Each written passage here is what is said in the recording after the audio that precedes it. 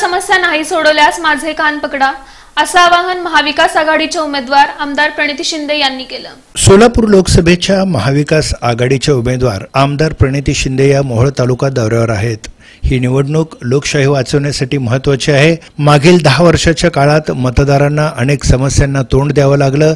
त्यांच्या समस्या जाणून घेण्यासाठीच मी तुमच्यापर्यंत आले असून यावेळेस काँग्रेसला निवडून द्या आणि आपल्या समस्या अडीअडचणी नाही सोडवल्या तर माझे कान पकडा, अशा शब्दात आमदार प्रणिती शिंदे यांनी मतदारांना आवाहन केलं।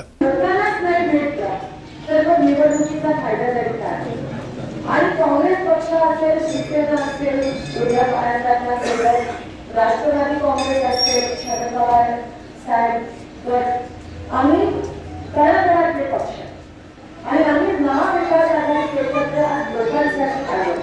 म्हणून जर फक्त सभा घेतल्या आणि जर एकतर्फीच भाषणं झाली तर मग त्याचा उपयोग काय? लोकशाही टिकणारच नाही, म्हणून टिकणार नाही। आणि हे मी का म्हणतोय, कारण का जो भारतीय जनता पक्ष आहे तो आज हे संविधान बदलण्याचं कारस्थान या ठिकाणी करत आहे।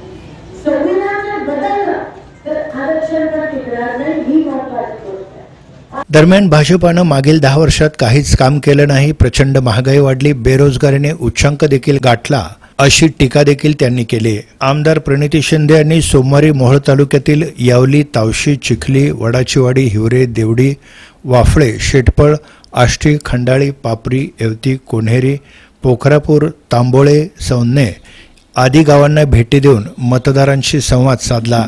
यावेळी सीमा पाटील, अशोक भोसले, सुलतान तांबोळी, शिवसेनेचे महेश देशमुख, राजेश पवार, खांडेकर, शाहीन शेख, दाजी खांडेकर, संदीप पाटील, तुकाराम माने, सत्यवान देशमुख आदींची उपस्थिती होती।